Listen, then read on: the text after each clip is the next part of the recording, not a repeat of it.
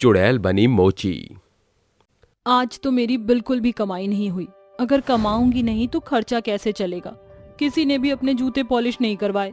हे भगवान, आज तो मैं भूखी ही मरूंगी। नीलम को खुद से बात करते हुए एक आदमी सुन लेता है जो गरीब लोगों की बहुत सहायता करता है। वो आदमी नीलम के पास आता है और उसके पास अपने जूते पॉलिश करवाने के लिए जाता है, जिसके बाद नीलम उसके जूतों को पॉलिश करने लगती है। तभी आदमी नीलम से कहता है, कितने रुपए हो गए जूतों को पॉलिश करने के? साहब, केवल 10 रुपए हुए हैं। वो आदमी नीलम को पूरे 100 रुपए देकर कहता है, हाँ ये लो 100 रुपए रख लो, तुम्हारे काम आएंगे। तेरी हिम्मत कैसे हुई मुझे भीख देने की? मैं अपनी मेहनत का कमाती हूँ और अपनी मेहनत का खाती हूँ।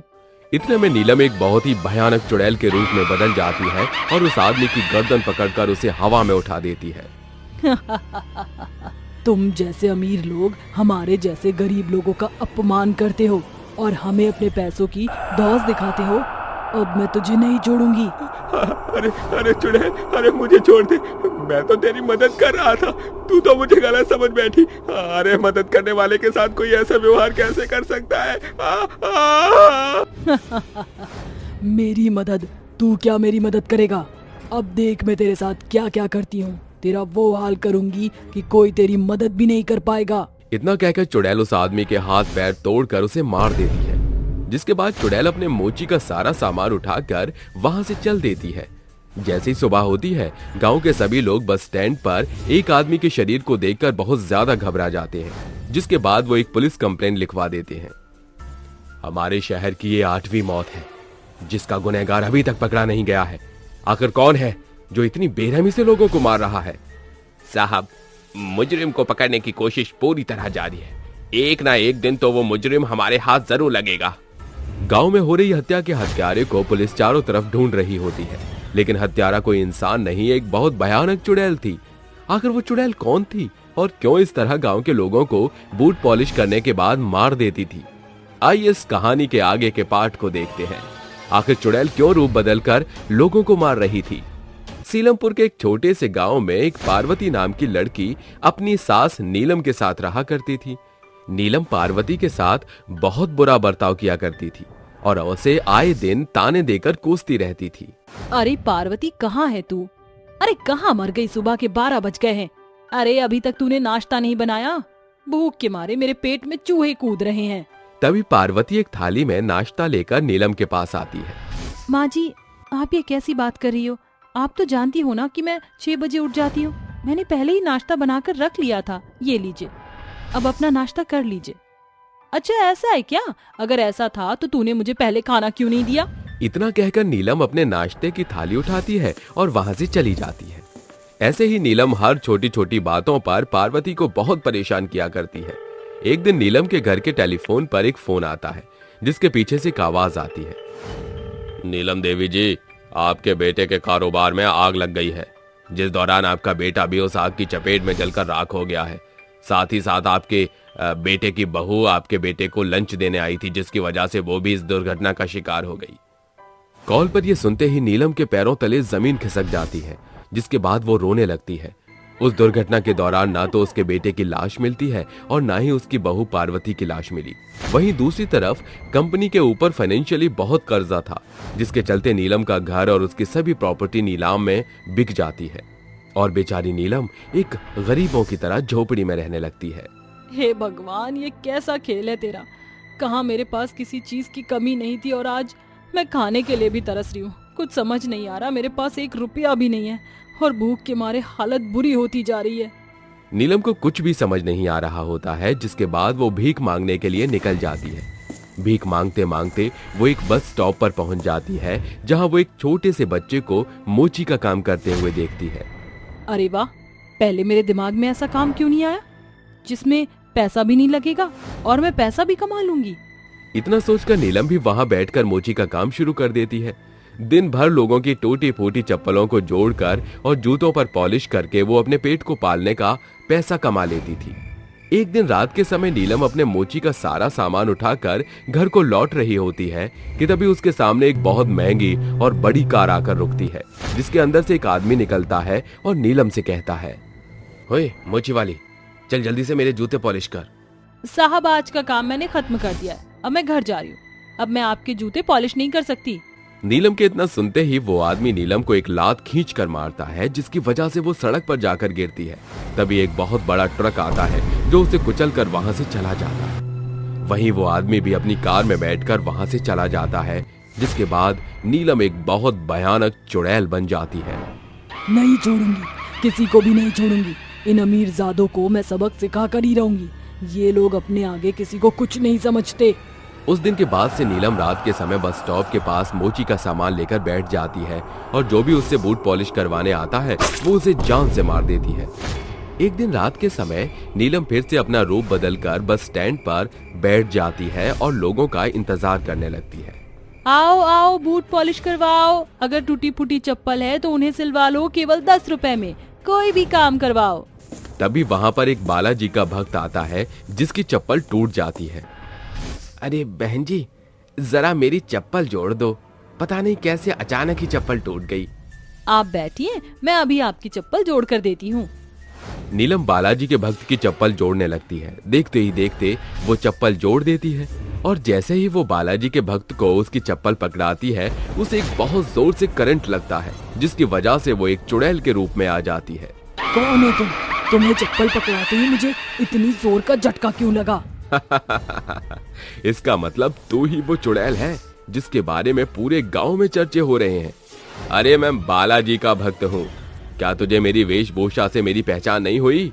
क्या करने आया है तू यहाँ पर? चला जा, नहीं तो तेरे टुकड़े टुकड़े कर दूंगी। देख चुड़ैल, मैं तुझसे प्यार से कहता हूँ, यहाँ से चली जा और लोगों को मारना बंद कर दे। तू कौन होता है मुझे यहाँ से भगाने वाला? मैं यहीं रहूंगी और हमेशा यहाँ मोची का काम करती रहूंगी। मुझे यहाँ से कोई नहीं भगा सकता।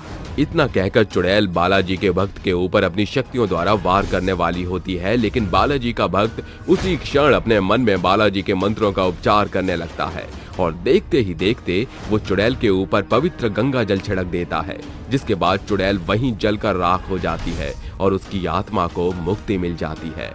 मेट्रो की दीवानी चुड़ैल। दिल्ली में दीपक अपने कॉलेज के लिए मेट्रो पहुंच जाता है। हेडफोन लगाए वो टिकट काउंटर पर जाकर कहता है, एक पटेल नगर का टोकन देना। ये लीजिए। दीपक काउंटर से टोकन लेकर गुनगुनाते हुए ऊपर की मेट्रो ट्रेन की ओर पहुंचता है। ओ मेरे दिल के चैन,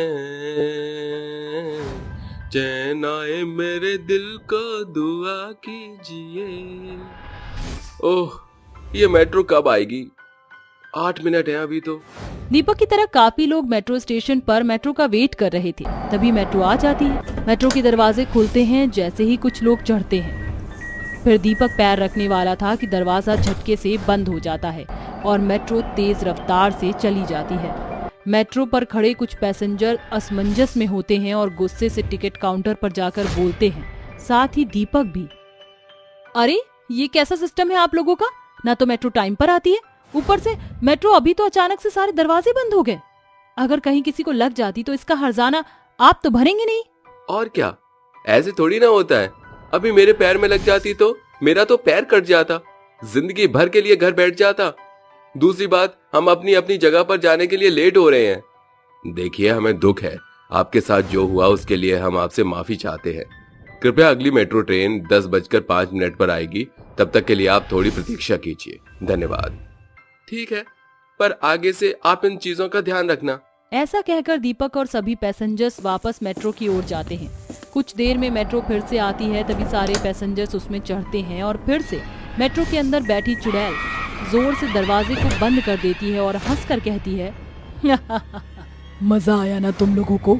मुझे तो बहुत मजा आया है तुम्हारे साथ ऐसे खेलने में और इन दरवाजों को तो बंद करने में। अब देखो क्या करती हूँ। ये कहकर चुड़ैल हाथों से जादू करती है और मेट्रो की सारी लाइटें जलने बुझने लगती हैं। ये सब देखकर मेट्रो के लोग डरने लगते हैं और कहते हैं, अरे अब ये क्या अचानक से होने लग गया? ये मेट्रो वाले भी ना, पता नहीं कैसा सिस्टम है इन लोगों का। अरे भाई, ऐसा क्यों बोल रहे हो? क्या पता लाइट में कोई फॉल्ट आ रहा हो। हाँ, हो सकता है। तभी मेट्रो में आंधी चलने लगती है। लोग इधर से उधर गिरने लगते हैं और फिर उठते हैं। तभी मेट्रो तेज रफ्तार से भागती है, जिससे लोगों को डर लगने लगता है और आसपास की सीट पकड़कर कहते हैं, अरे ये मेट्रो इतनी तेज रफ्तार से कैसे हो गई? अरे पागल है क्या ऑफिसर जो ऐसे मेट्रो चला रहा है? अब आया मजा इनको तड़पता हुआ देखकर मुझे। मम्मा मम्मा, मेट्रो ट्रेन इतनी तेज क्यों भाग रही है मम्मा? डरो मत, मुझे पकड़ लो। पता नहीं आज ही मेट्रो कैसे चल रही है सुबह से। इन मेट्रो वाले लोगों की अथॉरिटी से कंप्लेंट करनी ही पड़ेगी, बहुत हो गया इनका। ऐसे तो किसी की जान चली जाएगी। तभी मेट्रो अचानक से अंडरग्राउंड में रुक जाती है। वहाँ की लाइट फिर से जलनी बुझने लगती है और हंसते हुए चुड़ैल आती है। साथ ही मेट्रो की एक स्टाफ भी आता है। आप सब डरिए मत, आप बिल्कुल सेफ हैं। अभी थोड़ी देर में मेट्रो ठीक हो जाएगी। मेट्रो ठीक नहीं होगी क्योंकि तुम सब लोग इससे आगे तो जा नहीं पाओगे। एक एक करके मैं तुम सबको मार डालूंगी। चुड़ैल, भला ये यहाँ कैसे हो सकता है? ओ माय गॉड, चुड़ैल, अब क्या होगा मेरा? आलतू जलालतू आई बला कुठालतू, आलतू जलालतू आई बला कुठालतू, जजंतरम ममंतरम, जजंतरम ममंतरम। तेरे इन आलतू जलालतू फालतू मंत्रों से कुछ नहीं होगा। अब तुम दोनों में से कोई नहीं बचेगा। पर हमने तुम्हारा क्या बिगाड़ा है? क्यों हमें मारना चाहती हो? बस मुझे मारना है, मारना है, मारना है। किसी को नहीं छोड़ूंगी। इस तरह से चुड़ैल सभी लोगों को मार डालती है, जिसके बाद वो सारे लोग गायब हो जाते हैं। ऐसे ही मेट्रो में जो भी आता चुड़ैल उसे मार डालती। कभी किसी को दरवाजे के बीच फंसा देती, तो कभी एक्सीलेटर पर, तो कभी उसने चलती मेट्रो के आगे सफाई कर्मचारी को धक्का दे देती है। इन सब घटनाओं को देखकर सुनकर चंचल नाम की लड़की कहती है, आखिर इस तरह से लोगों को मारकर तुम्हें क्या हासिल होता है? मजा आता है, मुझे अच्छा लगता है। मैं जानती हूँ इसकी कोई वजह है। बिना मकसद के तो कोई कुछ नहीं करता। जरूर तुम भी शायद किसी चीज का बदला ले रही हो। बोलो, ले रही हो? हाँ, ले रही हूँ मैं बदला। 6 महीने पहले मेरे पति मुझे मेरे गांव से यहाँ लेकर आए क्योंकि मैंने उनसे यहाँ आने की जिद की थी। दरअसल मैं सिकंदरपुरी के गांव में रहती थी। बचपन से ही वहीं पली बड़ी थी, इसलिए देहाती थी। गांव में 8वीं तक पढ़ाई के बाद कम उम्र में एक शहर के लड़के सोहन से शादी कर दी गई। 1 साल वह मेरे साथ वहीं रहे, लेकिन अगले साल वो मुझे गांव में छोड़कर शहर नौकरी करने चले गए। कभी कभी आया करते थे तो मेट्रो की बात किया करते थे। धीरे धीरे मेरे मन में मेट्रो में जाने की ख्वाहिश जगी। मेट्रो में ऐसी चिड़िया होती है, मेट्रो में ठंडक होती है, उसके दरवाजे अपने आप खुल जाते हैं, अपने आप बंद हो जाते हैं। मन ही मन मैं मेट्रो की दीवानी बन गई थी। इस बार जब वो शहर आए तो एक दिन मैंने उनसे कहा, सोहन, इस बार मैं आपके साथ दिल्ली जाना चाहती हूँ। मेट्रो में बैठकर घूमना चाहती हूँ। प्लीज मुझे ले चलिए। क्या बोला तुमने? जरा फिर से एक बार बोलना। तुमने अपनी शक्ल देखी? अपने कपड़े पहनने का तरीका देखा है? बिल्कुल ही अजीब है। ऐसे मैं तुम्हें कैसे दिल्ली अपने साथ लेकर जाऊं? कहीं मेरे बॉस ने तुम्हें देख लिया तो वो बोलेंगे कि कैसी बीवी से शादी कर ली है मैंने। देखिए, आप ऐसे मत बोलिए। आप कहो तो मैं शहर के हिसाब से खुद को ढाल कर चलूंगी। आपको अपने बॉस या किसी और के सामने शर्मिंदा नहीं होने दूंगी। प्लीज मुझे ले चलिए, मुझे मेट्रो में जाना है। सोहन, बहू इतना कह रही है तो ले जा, 2-4 दिन घुमा के यहीं छोड़ दियो। ठीक है माँ, मैं कल ही इसे अपने साथ ले जाऊंगा। सोहन अगले दिन उसे दिल्ली ले जाता है। साथ ही उसे थोड़े वेस्टर्न कपड़े दिला देता है, जिसके बाद वो उसे मेट्रो में ले आता है। तो उसे एक्सीलेटर पर पाँव रखना नहीं आता तो सोहन को पकड़ लेती है, जिससे आसपास के लोग हंसने लगते हैं। अरे इसे तो एक्सीलेटर यूज करना भी नहीं आता। पता नहीं कैसे कैसे लोग मेट्रो में आ जाते हैं। देख लिया, तुम्हारी वजह से कितना एम्बैरेसिंग हो रहा है मेरे लिए। ठीक से खड़ी रहो ना। जी खड़ी हूँ। इस तरह दोनों मेट्रो की ओर आ जाते हैं और जैसे ही मेट्रो आती है, पारो उसमें जैसे ही चढ़ती है, मेट्रो के दरवाजे अचानक से बंद हो जाते हैं, जिसमें वह फंसकर मर जाती है। सोहन भी पारो से बेफिक्र होकर दिल्ली में रहने लगता है। उसकी आत्मा भटकने लगती है। इसलिए मैं मार डालूंगी सबको। जैसे मेरी मौत हुई, मैं किसी को नहीं छोड़ूंगी। मारना चाहती हूँ सबको। मेरी ख्वाहिश अधूरी रह गई मेट्रो में जीने की। मेरी आत्मा यहीं भटक रही है। तुम मासूम थी ना, इस ट्रेन में आई यहाँ की चीजें नहीं जानती थी और मर गई। तुम्हारी तरह बाकी लोग भी मासूम हैं, जिन्हें तुम बेवजह मार रही हो। उनके परिवार के बारे में तो सोचो। आखिर तुम्हें लोगों को मारकर क्या मिला? तुमने सही कहा, मुझे हासिल तो कुछ भी नहीं हुआ। चुड़ैल की बात सुनकर उसका पति उसके सामने आ जाता है, क्योंकि वह उसी मेट्रो में सफर कर रहा था। तभी उससे माफी मांगते हुए कहता है, पारो, मुझे माफ कर दो। मैंने तुम्हारे साथ गलत किया है। मुझे नहीं पता था तुम्हारे साथ ऐसा हो जाएगा। इसमें आपकी कोई गलती नहीं है। मुझे कुछ पता ही नहीं था और आपने जो मेरे साथ किया उसके लिए मैंने आपको कब का माफ कर दिया। अब आप खुश रहना। ये बोलते ही चुड़ैल हमेशा के लिए गायब हो जाती है। सोना चुराने वाली चुड़ैल सास बहू। रात के घनघोर अंधेरे में दो चुड़ैलों का साया अजमल खां गांव में घुस आता है। सभी इस समय नींद में हैं। ये सही मौका है हाथ साफ करने का। और ये मंदबुद्धि चुड़ैल ज्यादा शोर मचाएगी तो चील कौवे हमारे चारों ओर मंडराने लगेंगे। फिर गांव वालों को शक हो जाएगा कि हम यहाँ चोरी के इरादे से आई हैं।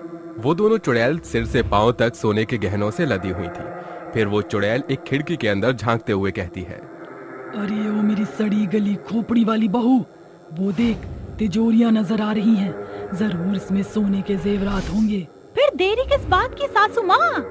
दोनों चुड़ैल खिड़की से अंदर घुस आती हैं, जहां बिस्तर पर कादम्बरी गहरी नींद में सोई हुई खर्राटे मार रही थी।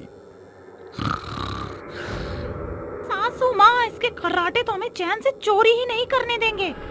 चुड़ैल जैसे ही तिजोरी खोलती है उसमें अनेकों चमचमाते सोने के गहने भरे होते हैं। आज तो हम सास बहू चुड़ैलों की लॉटरी ही लग गई। एक साथ इतना सारा सोना तो मेरी आंखों में ही नहीं समा रहा। चुड़ैल सोने के सिक्कों की चोरी करके हवा के झोंके के साथ उड़ती हुई अपने टूटे फूटे खंडहर पड़े घर में आती है, जहां सभी कोने में मकड़ियों के जालों के साथ चमगादड़ की टोली शोर मचा रही थी। घर के अंदर एक बड़ा सा संदूक रखा होता है। अरे ओ चुड़ैल, अपना नाच प्रदर्शन बाद में करना। जल्दी से इन गहनों को संदूक में छुपा दे। सासू माँ, ये सोने का 9 लाख का हार तो मुझे भा गया है, पहन कर देख तो लो। ये सुनकर कोकिला चुड़ैल उसको जोरदार कंटाप मारकर कहती है, मेहनत करूं मैं और फल खाए तू। अरे दादा, कैसी कट्टर सास है मेरी। सोने के पीछे अपनी हीरे जैसी चुड़ैल बहू को बेरहमी से सूद डाला। अगली सुबह कादम्बरी घर का बिखरा हाल देखकर चौखट पर बैठी छाती पीटते हुए कहती है, अरे दादा, मैं लुट गई, बर्बाद हो गई। गांव के सभी लोग कादम्बरी के पास आकर कहते हैं, अरे क्या हो गया कादम्बरी मौसी, क्यों सवेरे सवेरे गला फाड़ रही हो? का बताएं महेश बिटवा, कल रात न जाने कौन निपुत्रा चोर हमरे घर में घुसकर चोरी कर गया। सारे सोना लूट ले गया। आग लगे ओके। सभी लोग अपने अपने कामों में लग जाते हैं, लेकिन हर दिन के साथ गांव में सोने की चोरी की वारदात बढ़ती ही चली जा रही थी। एक रात दोनों चुड़ैल गांव में कदम रखती हुई कहती हैं, आज कौन से घर पर धावा बोलना है सासू माँ?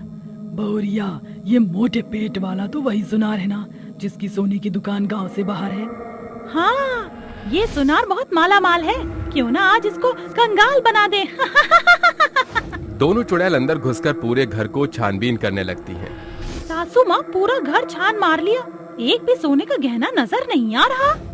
अरे सही से देख आलसन चुड़ैल, जरूर इस सुनार ने किसी खुफिया जगह सोने के गहने छुपाए होंगे। दोनों चोर चुड़ैल की निगाह दीवार की ताजी सीमेंट पर जाती है। इतना आलीशान घर में आखिर ये दीवार इतनी गीली क्यों है? जरूर इस सुनार ने वहाँ खुफिया तिजोरी बनाकर सोना छुपाया है। चुड़ैल अपने जादू से उस दीवार को खोदती है। वो दोनों चुड़ैल देखती हैं कि वहाँ पर सोने का भंडार है। दोनों चुड़ैल सारा सोना बाहर निकालती है। अरे सासू माँ, बुढ़ापे के साथ आपकी अकल भी घटती जा रही है। जल्दी करो, अगर ये सुनार जाग गया तो हमारा शिकार कर डालेगा, पकड़ी जाएंगे हम। दोनों चुड़ैल सोने के जेवर को बटोर कर अपने खंडहर घर में आकर उन्हें संदूक में रखकर कहती हैं, आखिरकार हमारी हर दिन की चोरी रंग ले आई। चुड़ैल सास बहू की टोली अजमल खां गांव में सबसे अमीर हो चुकी है।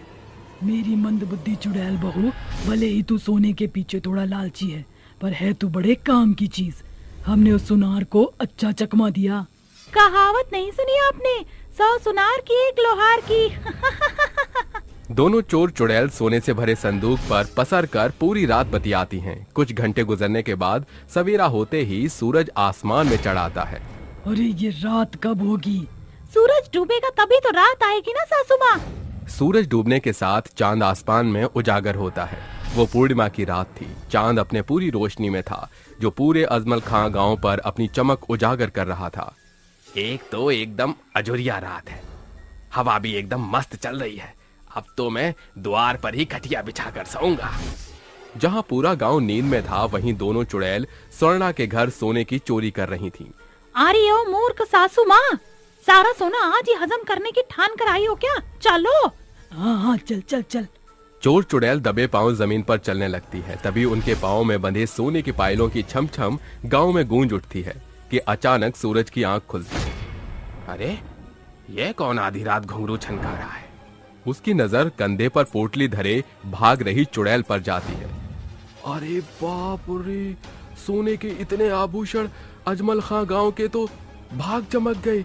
साक्षात लक्ष्मी मैया दर्शन देने आ गईं। नींद में होने की वजह से सूरज को सब कुछ धुंधला दिखाई पड़ रहा था। फिर जैसे ही वो आंखें मलता है, चुड़ैल को देखकर कहता है, अरे दादी, ये तो चुड़ैल है। अरे इसका मतलब गांव में हो रही सोने की चोरी करने वाला कोई और नहीं बल्कि ये चुड़ैल है। सुबह होते ही वो गांव के सभी लोगों को इकट्ठा करता है। सूरज, हमें यहाँ क्यों बुलाया है? अरे मुंह में दही जमा लिया है का? कुछ बोलते का है नहीं? अरे गांव में सोने की चोरी करने वाले का पता चल गया। वो चोर किस गांव का रहने वाला है, बता सूरज। अरे वो जिंदा नहीं बल्कि मुर्दा है। अरे 2-4 चुड़ैल ही सभी के घरों में सोना चुरा रही हैं। तो एक चुड़ैल मुझको सुनार से भिखारी बना गई। तेरी जैसे पुराने जमाने में लोग घर के जमीन में सोना गाड़ कर रखते थे, हमको बचे हुए सोने को घर की जमीन में गाड़ना होगा। आज रात वो चुड़ैल चोरी के मंसूबे से दोबारा जरूर आएगी। आने दो उसे। सभी गांव वाले चुड़ैल को आता देख घरों की छत पर, कुछ पेड़ों के पीछे तो कुछ पेड़ों के ऊपर छुप जाते हैं। तभी चुड़ैल कदम रखकर कहती है, आज एक बार में ही सारे सोने की सफाई करके ही जाएंगे। लेकिन आज सभी घर खाली क्यों है और इतना सन्नाटा क्यों है यहाँ? चुड़ैल गांव के प्रत्येक घरों को छान मारती है, लेकिन उसके हाथ कुछ नहीं आता। लगता है ये गांव वालों की कोई चाल है। दोनों चुड़ैल विशाल अवतार धरकर मुंह से आंधी उगलने लगती। गांव का माहौल एकदम भयानक होने के साथ आसमान एकदम लाल हो जाता है। सभी पेड़ बेधड़क गिरने लगते हैं कि गांव के लोग बाहर निकलकर कहते हैं, रुक जा चुड़ैल, बस बहुत हुआ। इस गांव का सारा सोना हड़प कर पहले ही अजमल खां के लोगों को गरीब बना चुकी है। अब क्या लेने आई हो? हम जानते थे कि ये तुम्हारी ही साजिश थी। सोना चुराने का बड़ा शौक है ना तुम चुड़ैलों को। आज सोना खिलाकर तुम्हें मौत के घाट उतारता हूँ। कोई फायदा नहीं होने वाला। दोनों चुड़ैल बौखलाकर सभी को इधर उधर फेंकने लगती हैं। हम हार नहीं सकते। इन चुड़ैलों को मशाल की लौ से घेरना होगा। उठो गांव वालों, ये समय कमजोर पड़ने का नहीं है। सभी मशाल की लौ से चुड़ैल को गोल घेरे में कैद करके कहते हैं, बता क्यों कर रही है तू सोने की चोरी? बताती हूँ, हम दोनों सास बहू हैं। अकाल मृत्यु के बाद हमारी आत्मा मुक्त नहीं हो सकी। हम धरती पर दर दर भटकने लगी। एक दिन हम भूख से चटपटा रही थी तो हमारी नजर इस गांव की एक औरत पर पड़ी जिसने सर से पांव तक सोने के जेवर पहने थे। हमने उसके जेवर छीनकर उसे खाकर अपनी भूख मिटाई। और फिर चमचमाते सोने के जेवर पहनना हमारा बड़ा शौक बन गया, इसलिए हम सोने की चोरी करने लगे। आज हम तुम्हारी कहानी खत्म कर देंगे। नहीं, रुको, हमको मत जलाओ, हम तुम्हारा सोना लौटा देंगे। हम भला एक चुड़ैल का यकीन क्यों करें? हमें सिर्फ सोने के गहनों का लालच है। अजमल खां गांव से 2 कोस दूर एक खंडार है। उस घर के संदूक में तुम सभी के जेवर पड़े सुरक्षित हैं।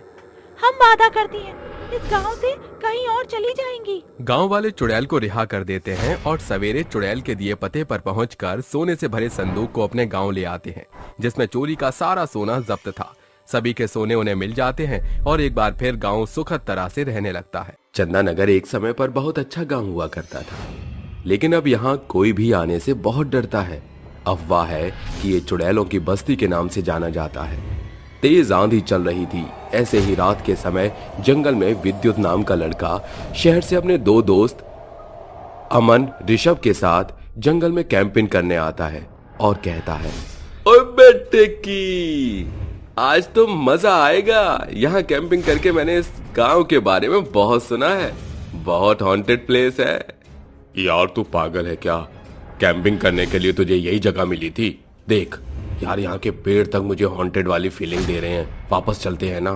अबे मजा आएगा, चिल। हाँ, तुम दोनों को मिलने की पड़ी है। यहाँ मेरी फट रही है। अरे तुम दोनों चुप रहो ना, मेरे को कैंपिंग के लिए जगह मिल गई है। इस जंगल में हम यहीं इसी जगह करेंगे। ऐसा कहकर तीनों दोस्त कैंपिंग के लिए उस जंगल में टेंट लगाते हैं। तभी विद्युत को टेंट बांधने के लिए रस्सी की जरूरत पड़ती है। रस्सी न मिलने पर वो कहता है, भैंस की आंख, अब मैं टेंट बांधने के लिए रस्सी कहां से लाऊं? तुम लोगों से तो कुछ रखा भी नहीं जाता। तुम यहीं रहना, मैं रस्सी का इंतजाम करता हूं। अरे यार तू मत जाना, बहुत डर लग रहा है, तू यहीं रह। अबे ओ अमन, इसका मुंह बंद करके यहाँ बैठा, मैं आता हूँ। यह बोलकर विद्युत जंगल में आगे की ओर जाता है, जहां उसे एक कब्र पर काला धागा लपटा हुआ दिखता है। विद्युत उस धागे को निकालकर अपने टेंट पर लगा देता है, जिसके बाद इस कब्र में से चुड़ैल निकलती है और गुस्से में कहती है, किसने जगाया है मुझे?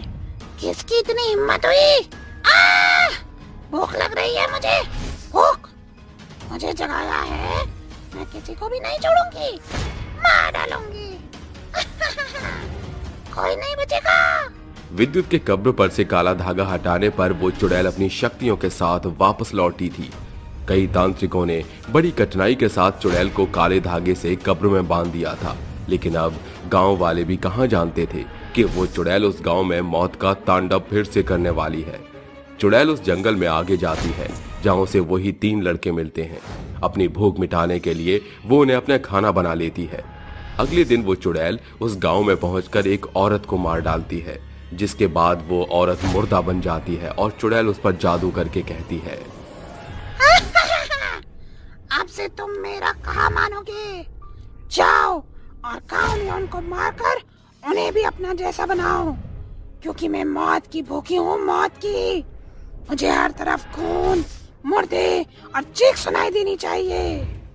जो हुक्म का, मैं आपकी मौत की भूख जरूर मिटा दूंगी। हर तरफ मौत का तांडव होगा। हा हा हा। वो मुर्दा औरत ये कहकर गांव में अपना आतंक फैलाने चली जाती है। एक तरफ वो चुड़ैल गांव वालों को मारती है, दूसरी तरफ वो मुर्दा औरत एक इंसान को मारने के लिए धीरे धीरे उसके करीब आती है। तभी एक औरत और बच्चा डर कर कहते हैं, चुड़ैल, बेटा राजू, तुम डरना मत। माँ, भूत भूत, माँ हमें मार देगी क्या ये? हाँ, मरोगे तुम दोनों। ये कहते ही वो मुर्दा औरत उन दोनों के करीब पहुंचती है और पहले उस औरत को पकड़कर उसकी गर्दन से सारा खून चूस लेती है, जिसके बाद वो भी उसी की तरह बन जाती है और अपने बच्चे को खुद मार डालती है। जिसके बाद वो बच्चा भी उसी तरह ज़ॉम्बी बन जाता है। वो ज़ॉम्बी चुड़ैल एक एक करके सबको अपनी तरह बनाती है। अब हर घर में ज़ॉम्बी होता है। सब लोग एक दूसरे को मारने के लिए आतुर हो जाते हैं। वो बच्चा भी ज़ॉम्बी बनकर गांव में आतंक मचा रहा था। तभी चुड़ैल आती है और गांव में हर तरफ जो भी मिलता है उसको देखकर कहती है, आहा, मजा आ गया। इन लोगों को इस तरह देखकर मजा आ गया। मेरी मौत की भूख तो इन्हें देखकर और बढ़ती जा रही है। मुझे और खून खराबा चाहिए इस गांव में। और चुड़ैल वहां खड़े होकर हंस रही थी कि एक ज़ॉम्बी उसे मारने के लिए आता है। ये देखकर वो चुड़ैल कहती है, अरे नामुरादो, मुझे क्यों मारने आ रहे हो? मैं तुम्हारी महारानी हूँ। मैंने तुम्हें बनाया है और मुझे ही तुम काटने को आ रहे हो। अरे ये कमबख्त ज़ॉम्बी मेरी बात ही नहीं सुन रहे। ऐसा कहकर चुड़ैल उस पर अपनी शक्तियां डालती है, लेकिन वो मरता ही नहीं। तभी चुड़ैल वहां से भाग जाती है और दूसरी जगह जाकर किसी इंसान को मारकर खा जाती है। वही ज़ॉम्बी चुड़ैल जिसको भी मारती, आदमी औरत सभी गांव के लोग ज़ॉम्बी बन जाते और अपने हाथ ऊपर करके भूत की तरह मारने के लिए आगे बढ़ते। ऐसे ही शाम को शीला कपड़े धो रही थी। तभी वहां पर एक ज़ॉम्बी आता है और उसके दरवाजे पर जोर जोर से खटखट करने लगता है। उस आवाज को सुनकर शीला डर जाती है और कहती है, हाय हाय, कहीं वो मुर्दों की टोली इधर तो नहीं आ गई।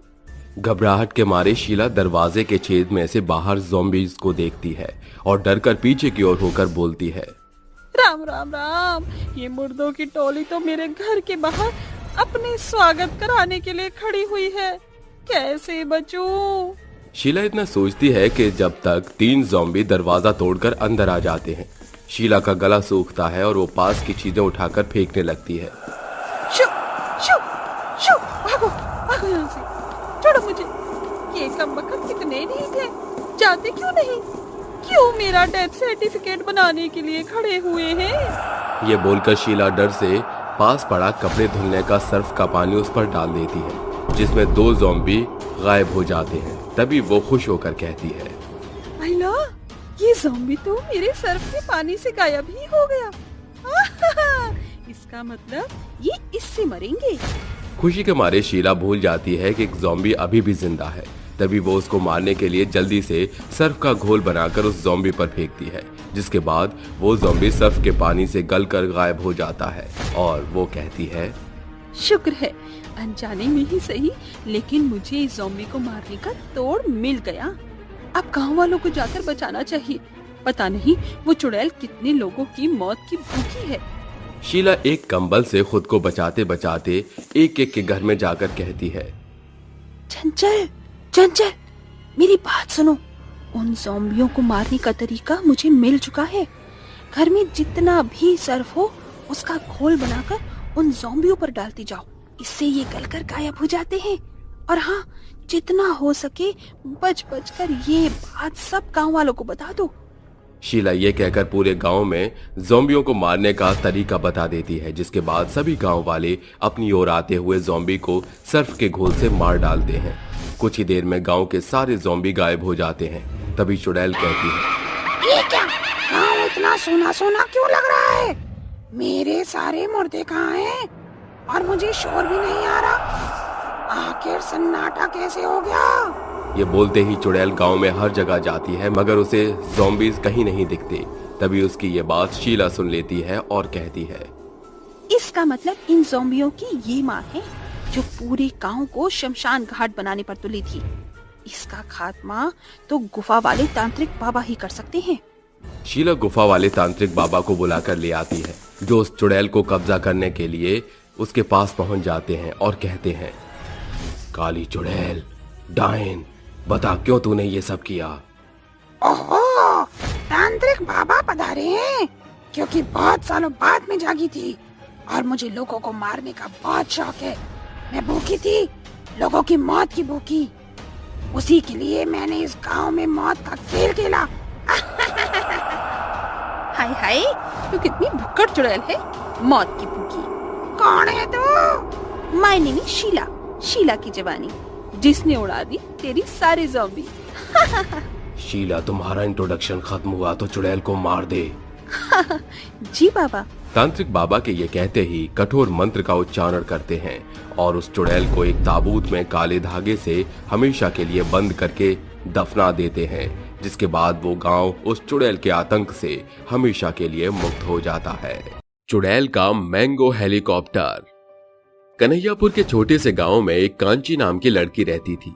कांची ने शहर से इंजीनियरिंग की पढ़ाई की थी।